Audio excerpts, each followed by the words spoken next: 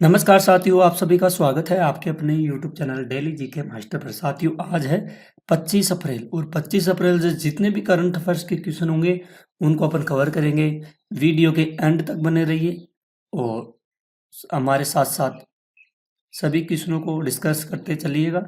Telegram का link आपको description में मिल जाएगा, आप लोग ज्वाइन कर लेना। पीडीएफ फाइल प्लस वीडियो वहाँ पर मिल जाएगा। साथियों, मेरा नाम है दिनेश और आप लोग पिछली क्लासेस देखिए करंट अफेयर्स की। ओनली पर्सनली जो भी करंट अफेयर्स की तैयारी कर रहे हैं वो हमारे चैनल से जुड़ जाइएगा, ठीक है। तब आपको डेली करंट अफेयर्स की क्लास मिल जाएगी। तो आइए शुरू करते हैं बिना किसी देरी से पहले क्वेश्चन से। क्वेश्चन है पहला, हाल ही में विश्व हीमोफीलिया दिवस ये कब मनाया जाता है? तो साथियों, हीमोफीलिया दिवस हर साल 17 अप्रैल को मनाया जाता है। कहाँ पर? पूरे विश्व में। 7 अप्रैल को विश्व स्वास्थ्य दिवस मनाया जाता है। 5 अप्रैल को राष्ट्रीय समुद्री दिवस के रूप में मनाया जाता है। अगला क्वेश्चन है, हाल ही में 3 लैंग्वेज पॉलिसी लागू करने वाला पहला राज्य कौन बन गया है? तो साथियों, 3 लैंग्वेज पॉलिसी लागू करने वाला पहला राज्य कौन सा बना है? तो साथियों, पहली 3 लैंग्वेज पॉलिसी लागू करने वाला देश का पहला कौन सा देश का पहला राज्य बना है? कौन सा बना है? ये बना है महाराष्ट्र। कौन सा बना है? ये महाराष्ट्र देश का पहला राज्य बन गया है। अब यहाँ से 1 से 5वीं क्लास तक के बच्चों के लिए, जो 5वीं क्लास के बच्चे हैं उनके लिए, बच्चों के लिए हिंदी पढ़ना जरूरी कर दिया है। क्या पढ़ना जरूरी कर दिया है? हिंदी पढ़ना जरूरी कर दिया गया है, ठीक है। ध्यान में रखिए, इसका डी राइट आंसर हो जाएगा। नेक्स्ट क्वेश्चन है, शादी में भारतीय नौसेना ने मेघयान 25 के तीसरे संस्करण की मेजबानी कहाँ की है? तो भारतीय नौसेना ने मेघयान के 25 के तीसरे संस्करण की मेजबानी ये कहाँ पर की गई है? तो साथियों, इसकी मेजबानी 14 अप्रैल को, कब? 14 अप्रैल 2025 को कहाँ पे की गई है? ये की गई है साथियों नई दिल्ली में की गई है। कहाँ पर? नई दिल्ली में स्थित है नौसेना भवन। कौन सा भवन है? नौसेना भवन है, ठीक है। यहाँ अपने प्रतिष्ठित मौसम विज्ञान, कौन सा विज्ञान है? मौसम विज्ञान और समुद्री विज्ञान संगोष्ठी, समुद्र विज्ञान संगोष्ठी, ठीक है। मेघयान 25 के तीसरे संस्करण की आयोजन किया गया है। कौन सा? मेगायन 25 के तीसरे संस्करण की मेजबानी की गई है। कहाँ पर? नई दिल्ली में की गई है। अगला क्वेश्चन है, हाल ही में कहाँ विशेष हथकरघा एक्सपो का शुभारंभ किया गया है? तो साथियों, हाल ही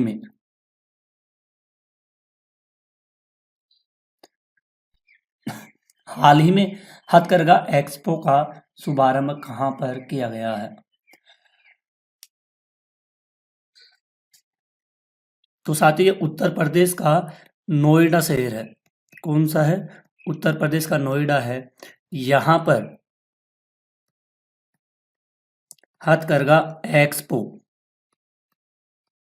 एक्सपो का शुभारंभ कर दिया गया है। इंपॉर्टेंट क्वेश्चन है, आप लोग ध्यान में रखिएगा।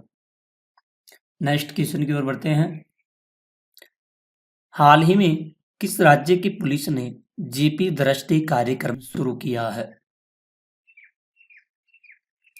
तो साथियों, कौन सा राज्य है जो पुलिस के द्वारा, किसके द्वारा? पुलिस के द्वारा एक जीपी दृष्टि कार्यक्रम है, इसको शुरू किया गया है, ठीक है। और साथियों, ये जीपी कार्यक्रम शुरू कहाँ पर किया गया है? कहाँ पर किया गया है? ये शुरू किया गया है साथियों, गुजरात में शुरू किया गया है, ठीक है। अगला क्वेश्चन है, हाल ही में किस बैंक ने ट्रेन में भारत का पहला एटीएम लगाया है? तो साथियों किस बैंक के द्वारा, कौन सा बैंक है भारत का जिसने ट्रेन में क्या लगाया है, पहला एटीएम? एटीएम कहाँ पर लगाया गया है? ट्रेन में लगाया गया है। और कौन सा बैंक है वो जो ट्रेन में एटीएम लगाया है? ये है bank of Maharashtra. Bank of Maharashtra इसके द्वारा यह एटीएम लगाया गया है। कहाँ पर? ट्रेन में। ये देश का पहला बैंक बना है जो ट्रेन में एटीएम लगाया है। काफ़ी इम्पोर्टेंट क्वेश्चन है, महत्वपूर्ण है। आने वाले एग्जामों में ये क्वेश्चन 100% आपसे पूछा जाएगा। हाल ही में गैबोन में किस सैन्य नेता ने राष्ट्रपति चुनाव जीता है? तो गैबोन में कौन सा नेता है जिन्होंने राष्ट्रपति का चुनाव जीता है? ये है ब्राइस ओलीगी नेगुएमा। ठीक है, 19 अप्रैल 2025 को लिया गया था।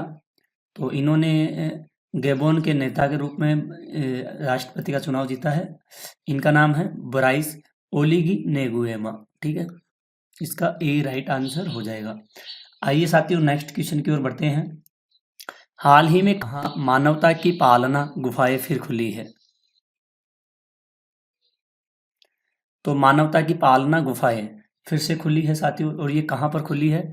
ये खुली है दक्षिण अफ्रीका में। कहाँ पर खुली है? दक्षिण अफ्रीका में मानवता का पालना करने वाला फिर से ये गुफाएं ओपन कर दी गई है। नेक्स्ट क्वेश्चन है,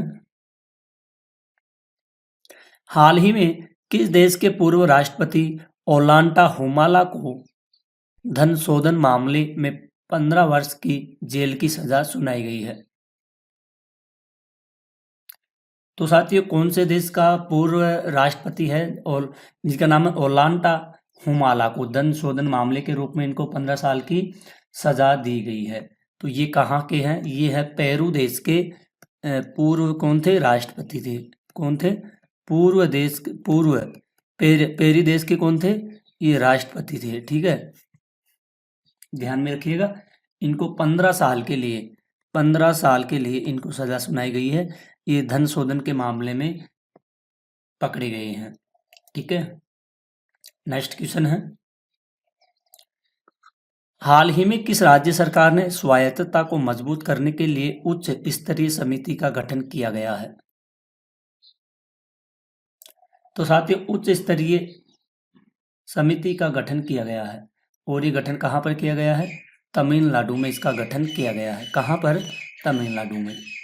आइए नेक्स्ट क्वेश्चन की ओर बढ़ते हैं। काफ़ी इम्पोर्टेंट क्वेश्चन है।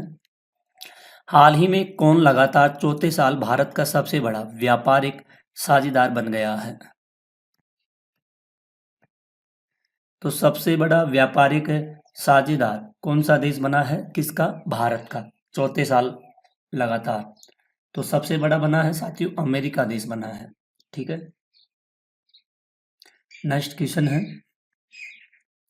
हाल ही में कहाँ की सेनाई को जीआई टैग की मान्यता मिली है? कहाँ की सेनाई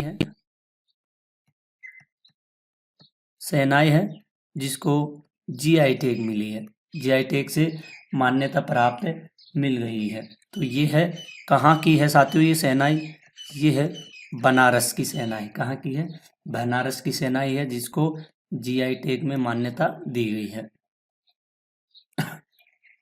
नेक्स्ट क्वेश्चन, हाल ही में किस देश ने इंटरपोल के गवर्नर समिति की अध्यक्षता संभाली है?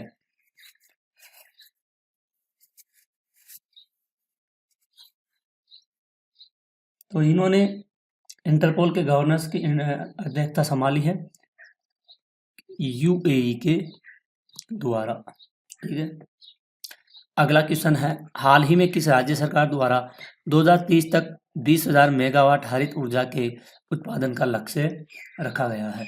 तो ये लक्ष्य रखा है तेलंगाना राज्य सरकार के द्वारा यह लक्ष्य रखा गया है। साथियों, काफ़ी इम्पोर्टेंट क्वेश्चन है, आप लोग इसको ज़रूर ध्यान में रखिएगा। इम्पोर्टेंट है, महत्वपूर्ण है और आने वाले एग्जामों में आपसे क्वेश्चन यहाँ से मिलने वाले हैं, पूछे भी जाएंगे। ठीक है, आइए कुछ इम्पोर्टेंट पॉइंट्स हैं, आप इनको अपन कवर कर लेते हैं क्योंकि ये एग्जाम की दृष्टि से काफ़ी ज़्यादा महत्वपूर्ण है। ठीक है, प्रत्येक वर्ष 25 अप्रैल को दुनिया भर में विश्व मलेरिया दिवस के रूप में मनाया जाता है। यूनाइटेड किंगडम की संसद ने शरणार्थियों को रवांडा भेजने के लिए रवांडा निर्वासन विधेयक पारित किया है। डेटा ट्रैफिक के मामले में रिलायंस जियो दुनिया का सबसे बड़ा मोबाइल ऑपरेटर बना है। ITTF टेबल टेनिस विश्व रैंकिंग में श्रीजा अकुला भारत की शीर्ष महिला खिलाड़ी बनी है। नाबार्ड ने विश्व पृथ्वी दिवस पर जलवायु रणनीति 2030 लॉन्च की गई है। न्यूज़वीक ने मेदांता गुरुग्राम को भारत का सर्वश्रेष्ठ निजी अस्पताल घोषित किया है। हाल ही में जम्मू कश्मीर में सभी अधिकारियों के लिए डिजिटल हस्ताक्षर अनिवार्य कर दिए गए हैं। नई दिल्ली में साथियों CSIR मुख्यालय में भारत की सबसे बड़ी जलवायु घड़ी का अनावरण भी किया गया है। रक्षा अनुसंधान एवं विकास संगठन DRDO द्वारा भारत का सबसे हल्का बुलेट प्रूफ जैकेट विकसित किया है। कौन किया है? ये DRDO के द्वारा किया गया है। अरुणाचल प्रदेश के सुबनसिरी जिले में स्थित टेल वैली वन्यजीव अभ्यारण्य में तितली की नई प्रजाति नेप्टिस फिलारा की खोज की गई है। स्पेन में महासागर दशक सम्मेलन 2024 आयोजित किया गया है। बांग्लादेश की मशहूर गायिका रेजवाना चौधरी बान्या को भारत सरकार द्वारा पद्म श्री पुरस्कार से सम्मानित किया गया। टाइम मैगजीन की 2025 की 100 सबसे बड़ी सबसे प्रभावशाली लोगों की सूची में अमेरिका के राष्ट्रपति डोनाल्ड ट्रंप, टेक दिग्गज एलन मस्क और नोबेल पुरस्कार विजेता मोहम्मद यूनुस शामिल है। गौरतलब है कि इस वर्ष इस सूची में कोई भी भारतीय शामिल नहीं है, जबकि पिछले संस्करणों में प्रमुख भारतीय को शामिल किया गया था। अगला पॉइंट आता है, भारत ने अंतर्राष्ट्रीय दूरसंचार संघ के रेडियो संचार ब्यूरो में निदेशक का पद के लिए सूरी M रेवती दूरसंचार विभाग में संयुक्त वायरलेस सलाहकार को शामिल किया गया है। केंद्रीय स्वास्थ्य मंत्री 21 से 25 अप्रैल 2025 तक अग्नि सुरक्षा सप्ताह की शुरुआत की, जिसमें स्वास्थ्य सुविधाओं में आग और विद्युत सुरक्षा पर ध्यान केंद्रित किया गया। चीनी वस्तुओं पर उच्च अमेरिकी शुल्कों के कारण डंपिंग की आशंकाओं के बाद भारत ने आयात में वृद्धि का मुकाबला करने के लिए गैर मिश्र धातु इस्पात फ्लैट उत्पादों पर 12% सुरक्षा शुल्क लगाया है। नरेंद्र मोदी जी ने दादरा और नगर हवेली के सिलवासा में 450 बिस्तरों वाले नमो अस्पताल के पहले चरण का उद्घाटन किया। प्रधानमंत्री ने नए अस्पतालों व स्कूलों महत्वपूर्ण बुनियादी ढांचों की पहलों सहित 2500 करोड़ से यानी कि 2500 करोड़ से अधिक की कई लोक कल्याण योजनाओं का भी शुभारंभ किया है। तो साथियों, आज के जितने भी क्वेश्चन थे अपन ने कवर किए, जितने भी पॉइंट्स थे इनको भी अपन ने कवर किया है। अगर आप लोग वीडियो के लास्ट तक बने रहे होंगे तो आपको सारा कंटेंट समझ में आ गया होगा। अगर क्लास पसंद आई है तो प्लीज़ चैनल को साथियों सब्सक्राइबर करते चलिए, बेल आइकन को ऑन कर दीजिए और एक इम्पोर्टेंट कमेंट कीजिए कि आपको क्लास कैसी लगी है। जितने भी भाई बहन हैं उनको शेयर ज़रूर करना, क्योंकि जो लोग ऑनलाइन क्लास नहीं ले सकते वो ऑफलाइन क्लास ले सकते हैं। आज के लिए इतना ही, मिलते हैं एक और अगली क्लास में, तब तक के लिए धन्यवाद।